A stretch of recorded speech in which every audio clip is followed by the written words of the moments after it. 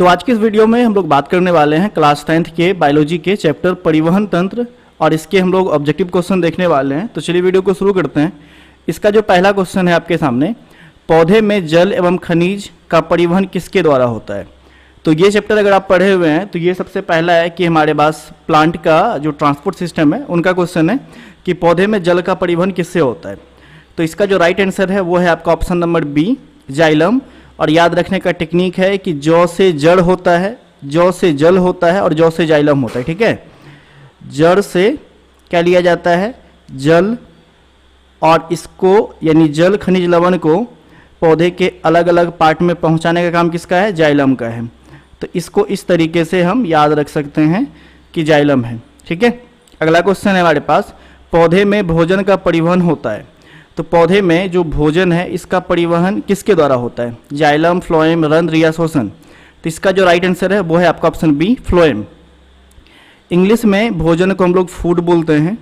Food start होता है किससे, फॉ से। ठीक है, तो इस भोजन को पहुंचाने का काम किसका है, फ्लोएम का। तो इस तरह से हम याद कर सकते हैं, जल को पहुंचाने वाला जाइलम और फूड यानी भोजन को पहुंचाने वाला कौन है, फ्लोएम है। अगला क्वेश्चन है क्वेश्चन नंबर 3, जाइलम का प्रमुख कार्य क्या है। तो जाइलम क्या करता है, भोजन परिवहन, जल परिवहन, गैस या प्रकाश संश्लेषण। तो जाइलम का क्या काम है, जल का परिवहन। ऑप्शन बी इसका सही है। अगला सवाल देखते हैं, फ्लोएम की जीवित कोशिका कौन सी होती है। तो यहाँ पे आपके पास 4 ऑप्शन है, सीप ट्यूब, ट्रैकिड, वाहिकाए या कास्ट। तो इसका जो राइट आंसर है आपका वो है आपका सीप ट्यूब, ऑप्शन ए। नॉर्मली ऐसा क्वेश्चन नहीं पूछा जाता है, पूछा जाता है कि जाइलम और फ्लोएम में किसकी कोशिका या किसकी कोशिका जीवित होती है। तो जब भी आपसे पूछेगा कि जाइलम और फ्लोएम में किसकी कोशिका जीवित होती है, तो सिंपल सी बात है कि फ्लोएम की कोशिका जो होती है जीवित होती है। तो राइट आंसर क्या होगा, फ्लोएम। बट यहाँ पे क्वेश्चन पूछा गया कि फ्लोएम की कौन सी कोशिका जीवित है, तब तो सीप ट्यूब होगा। लेकिन अगर जाइलम और फ्लोएम में आपसे पूछ ले तो आप कहेंगे फ्लोएम की कोशिका जो होती है जीवित होती है। अगला सवाल है, रक्त का लाल रंग किसके द्वारा होता है। तो सबसे पहले हमें पता होना चाहिए कि रक्त का जो वास्तविक रंग है वो कैसा होता है। तो ये होता है पीला।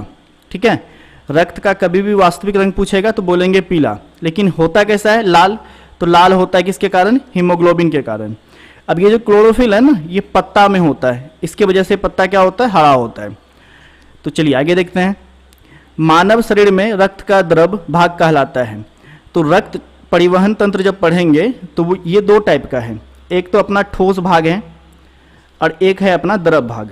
तो ठीक है, तो रक्त का 2 भाग है, ठोस और द्रव। तो ठोस में अपना आता है आरबीसी, डब्ल्यूबीसी और प्लेटलेट्स आता है। ये तीनों के तीनों जो हैं ठोस भाग में आते हैं। और द्रव भाग में कौन आता है, प्लाज्मा आता है। ठीक है, तो देखो यहाँ पे ऑप्शन है सी, प्लाज्मा। अगला सवाल है, ऑक्सीजन को शरीर के अंगों तक कौन पहुंचाता है, आरबीसी, डब्ल्यूबीसी, प्लाज्मा या हार्मोन। तो इसका जो राइट आंसर है वो है आरबीसी।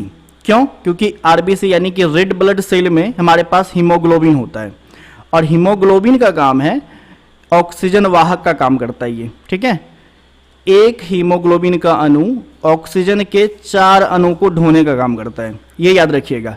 तो हीमोग्लोबिन को हम लोग बोलते हैं ऑक्सीजन वाहक। ठीक है, कभी कभी पूछा जाएगा कि ऑक्सीजन वाहक कौन सा है, तो हम क्या बोलेंगे, हीमोग्लोबिन। और हीमोग्लोबिन किस में पाया जाता है, तो आरबीसी में। तो कुल मिला के ऑक्सीजन को जो शरीर के अलग अलग अंगों तक पहुंचाता है वो कौन पहुंचाता है, आरबीसी। चलिए अगला सवाल देखते हैं, सवाल नंबर 8, श्वेत रक्त कणिका का मुख्य कार्य क्या है। ऑक्सीजन ले जाना, तो ऑक्सीजन ले जाने का काम तो इसका है नहीं। संक्रमण से रक्षा करना, रक्त जमाना, भोजन ले जाना। देखो रक्त जमाने का काम कौन करता है, प्लेटलेट्स करता है। ये भी आगे चल के आपको आएगा। तो प्लेटलेट्स का अपना काम क्या है, रक्त को थक्का बनाना। और भोजन ले जाने का काम कौन करता है, वो तो पेड़ में आप जानते ही हैं। तो ऑक्सीजन ले जाएगा नहीं, रक्त जमाएगा नहीं, तो क्या करेगा, ये संक्रमण से रक्षा करेगा। ये हम लोगों को सुरक्षा प्रदान करता है। ठीक है, याद रखिएगा कि डब्ल्यूबीसी यानी कि वाइट ब्लड सेल जो है इनका काम है शरीर को सुरक्षा प्रदान करना। अगला सवाल है सवाल नंबर 9, रक्त का थक्का जमाने में सहायक होते हैं। तो अभी जस्ट ऊपर में हमने इसका चर्चा किया है कि रक्त को थक्का जमाने में सहायक कौन होता है, आरबीसी होगा नहीं, डब्ल्यूबीसी होगा नहीं, तो कौन होगा, प्लेटलेट्स, और हीमोग्लोबिन तो बिल्कुल नहीं होगा। तो इसका राइट आंसर क्या है? सी। अगला क्वेश्चन देखते हैं, क्वेश्चन नंबर 10। मनुष्य का हृदय कितने कक्षों का होता है? तो कभी कभी यहाँ कक्ष की जगह पे लिखा रहेगा वैष्म। तो मनुष्य के हृदय में कितने वैष्म होते हैं? तो मनुष्य के हृदय में 4 वैष्म होते हैं, दायां और बायां आलिंद, दायां बायां आलिंद, कभी कभी नाम पूछेगा, और दायां बायां निलय। ठीक है, दायां बायां निलय। तो ये हमारे पास 4 कक्ष होते हैं मनुष्य के हृदय में। अगला सवाल देखते हैं, सवाल नंबर 11। हृदय से फेफड़ों तक रक्त ले जाने वाली वाहिनी है। तो हृदय से फेफड़ा तक रक्त ले जाने वाला रक्त वाहिनी कौन सा है? तो ऑप्शन है धमनी, सीरा, फुफ्फुसीय धमनी या केशिका। तो क्वेश्चन नंबर 11 का जो राइट आंसर है आपका, वो है आपका ऑप्शन नंबर सी, फुफ्फुसीय धमनी। ठीक है, तो याद रखिएगा हमारे शरीर में क्या होता है ना कि धमनी और सीरा होता है। ठीक है, तो धमनी और सीरा, इसको याद रखिएगा। 100 से सीरा होता है, लेकिन ये क्या करता है? अशुद्ध खून ले जाने का काम करता है। ठीक है, अशुद्ध खून। और धमनी क्या करता है? शुद्ध खून ले जाता है।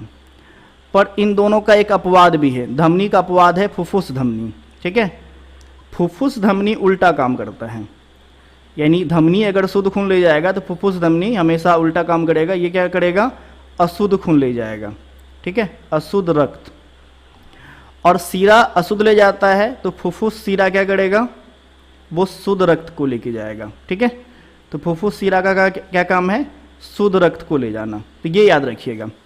तो इसका आंसर है फुफ्फुसीय धमनी। ये हृदय से फेफड़ा तक क्या ले जाता है? अशुद्ध रक्त को ले जाता होगा, क्योंकि फुफ्फुस धमनी क्या करेगा? शुद्ध रक्त। और फेफड़ा में जाके अपना खून क्या होता है? ऑक्सीजन से मिलता है, और ऑक्सीजन से मिलने के बाद फेफड़ा में खून क्या होता है? शुद्ध होता है। तो ये भी सवाल पूछा जाएगा कि खून का शुद्धिकरण कहाँ होता है? तो फेफड़ा में होता है। क्यों? क्योंकि जब हम सांस लेते हैं तो वहीं पे हमारा ऑक्सीजन होता है, और वहाँ पे अशुद्ध रक्त जो है ऑक्सीजन से मिलकर क्या बन जाता है? शुद्ध। अगला सवाल है, सवाल नंबर 12। हृदय से रक्त शरीर तक कौन ले आता है? यानी हृदय से रक्त को शरीर तक लाने का काम कौन करता है? तो इस क्वेश्चन का जो राइट आंसर होगा आपका, वो होगा आपका बी, धमनी। हृदय से शरीर तक कौन सा खून जाएगा? शुद्ध खून जाएगा, और शुद्ध खून कौन लेके जाता है? धमनी। तो ये बात याद रखना है। और हम खून बोल रहे हैं, बायोलॉजी में खून नहीं मिलेगा, क्या मिलेगा? रक्त या रुधिर। चलिए अगला सवाल देखते हैं। अगला सवाल है अपना, हृदय से रक्त का शुद्धिकरण कहाँ होता है? तो अभी मैंने जस्ट चर्चा किया है कि रक्त का शुद्धिकरण होता कहाँ है? तो ये कहाँ होता है? तो फेफड़ा में होता है। क्यों? क्योंकि फेफड़ा में अपना क्या आता है? सांस में ऑक्सीजन आता है, और रक्त जब भी ऑक्सीजन से मिलेगा, याद रखिएगा, रक्त अगर ऑक्सीजन से मिल रहा है तो वो कैसा रक्त होगा? शुद्ध रक्त होगा। ठीक है, और अगर वो कार्बन डाइऑक्साइड से मिल रहा है तो क्या होगा? वो अगर वो कार्बन डाइऑक्साइड से मिलेगा तो क्या कहलाएगा? वो कैसा खून? अशुद्ध खून। ठीक है, अशुद्ध रक्त। तो रक्त 2 तरह का होता है, शुद्ध और अशुद्ध। शुद्ध कब कहेंगे? जब वो ऑक्सीजन से संयोग किया है। अशुद्ध कब कहेंगे? जब वो कार्बन डाइऑक्साइड से संयोग किया। अगला सवाल है, रक्त को हृदय से बाहर ले जाने वाली वाहिकाएं कहलाती है। तो हृदय से बाहर ले जाने वाली वाहिकाएं कौन सी होती है? आपको बताना है, सीरा, धमनी, केशिका या नस। तो क्वेश्चन जो 14 है, इसका राइट आंसर है आपका बी, धमनी। क्या करता है? ये हृदय से रक्त को बाहर ले जाता है। और धमनी ले जाता होगा तो कैसा रक्त ले जाता होगा? फिर मैं चर्चा कर रहा हूँ, कैसा रक्त ले जाता होगा? शुद्ध रक्त। ठीक है, धमनी का जब भी ले जाएगा तो कैसा रक्त ले जाएगा? शुद्ध रक्त। अगला क्वेश्चन है क्वेश्चन नंबर 15। मानव शरीर में रक्तचाप मापने की समान इकाई है। तो सबसे पहले समझो कि रक्तचाप एक समान मनुष्य के शरीर में कितना होता है? तो 120/80 mmHg होता है। ठीक है, ये अपना रक्तचाप होता है एक समान मनुष्य का। तो इसको नापा किस में जा रहा है? mmHg में। तो mmHg का है ऑप्शन ए। ठीक है, अगला सवाल देखते हैं, सवाल नंबर 16। हृदय की धड़कन समान वयस्क में लगभग कितनी होती है? तो एक मनुष्य का जो हृदय है 1 मिनट में कितना बार धड़कता है? तो 50, 72, 90 या 100। तो एक समान मनुष्य का हृदय का धड़कन कितना होता है? 72 बार पर मिनट। ठीक है, ये पर मिनट में 72 बार धड़केगा एक समान मनुष्य का हृदय। अगला सवाल है, रक्त में ऑक्सीजन का परिवहन किस रूप में होता है? तो जो ऑक्सीजन है इसका परिवहन जो है किस रूप में होता है रक्त में? तो क्वेश्चन नंबर 17 का जो राइट आंसर है वो है हीमोग्लोबिन के साथ। मैंने बताया कि एक हीमोग्लोबिन क्या करता है, हीमोग्लोबिन का एक अणु ऑक्सीजन के कितने अणु को लेके जाता है, 4 अणु को, ठीक है, 4 ऑक्सीजन के अणु को लेके जाएगा। तो हीमोग्लोबिन के साथ ऑक्सीजन का परिवहन होता है। अगला है पौधे में वाष्पोत्सर्जन कहाँ से होता है। तो वाष्पोत्सर्जन का मतलब क्या है, पेड़ से जल का वाष्प के रूप में उत्सर्जन होना, यानी कि बाहर निकलना। तो ये किससे बाहर निकलता है, रंध्र से। रंध्र कहाँ होता है, इसी का इंग्लिश में नाम है स्टोमाटा, ठीक है। तो ये कहाँ होता है अपना, ये पत्ती में होता है, पत्ती के निचले भाग में, ठीक है। तो पत्तियों में छोटे छोटे छिद्र होते हैं जिनको स्टोमाटा या रंध्र कहते हैं। इसी से गैसों का विनिमय होता है। अब गैस में चाहे वो कार्बन डाइऑक्साइड हो, चाहे वो जलवाष्प हो, ठीक है, यानी ऑक्सीजन एंड कार्बन डाइऑक्साइड का विनिमय भी इसी से होता है, प्लस अपना वाष्प यानी वाष्पोत्सर्जन में भी यही सहायता करता है, रंध्र। अगला सवाल है सवाल नंबर 19। मानव रक्त में श्वेत रक्त कणिकाओं की संख्या लगभग होती है। तो सबसे पहले याद रखिएगा कि श्वेत रक्त और लाल रक्त, तो लाल रक्त की संख्या अधिक होती है, लाल रक्त की जो कोशिका होती है वो ज़्यादा होती है, श्वेत रक्त बिल्कुल कम होता है, और इनका काम है हमें सुरक्षा प्रदान करना। तो इसकी कितनी संख्या होती है वो हमें बताना है। तो इसका जो राइट आंसर है वो आपका है ये ऑप्शन बी, 5000 से 10,000 mmQ, ठीक है। अगला सवाल देखते हैं, सवाल नंबर 20। रक्त का तरल भाग जिसमें प्रोटीन, लवण और जल होते हैं कहलाता है। तो रक्त का जो तरल भाग है जिसमें क्या होता है, प्रोटीन, लवण और जल, उसको हम लोग क्या कहते हैं, हीमोग्लोबिन, प्लाज्मा, प्लेटलेट या केशिका। तो क्वेश्चन नंबर जो 20 है इसका राइट आंसर है आपका प्लाज्मा। प्लाज्मा में क्या सब पाया जाता है, प्रोटीन, लवण और जल। और ये कैसा भाग है, ये द्रवीय भाग है, ठीक है। तो याद रखिएगा कि जल क्या है, द्रव है, तो ये कहाँ पाया जाएगा, द्रवीय भाग में। अगला क्वेश्चन है क्वेश्चन नंबर 21। रक्त का दान किया जाता है। तो आप लोग कई बार सुने होंगे कि लोग रक्त, अपना जो खून है ना वो किसी को देता है। तो खून कैसे देता है, नॉर्मली हम लोग देखे हैं कि नस में क्या करता है, सुई लगाता है और वहाँ से हमारा खून निकाल ले जाता है। तो जब आप किसी को खून देते हैं तो उसको बोला जाता है रक्तदान। तो ये किस अंग से दिया जाता है, तो इसका जो राइट आंसर है वो आपका है सिरा से। जब भी ब्लड निकालेगा तो नस से तो निकालता है, लेकिन वो नस कौन सा होता है, उसका नाम है सिरा। अगला क्वेश्चन देखते हैं क्वेश्चन नंबर 22। किसे रक्त का परिशोधन अंग कहते हैं, यानी कि रक्त का परिशोधन अंग किसे कहते हैं। तो क्वेश्चन नंबर जो 22 है इसका ऑप्शन है सी। अब सी में तो हिंदी में लिखा हुआ है गुर्दा, इसका कहीं कहीं आपको वृक्क मिलेगा। अब वृक्क किसको बोलते हैं, किडनी को। किसको, किडनी को। तो किडनी को रक्त परिशोधन अंग कहते हैं। अब रक्त परिशोधन अंग क्यों कहते हैं, क्योंकि वहाँ पे रक्त को छानने का काम होता है।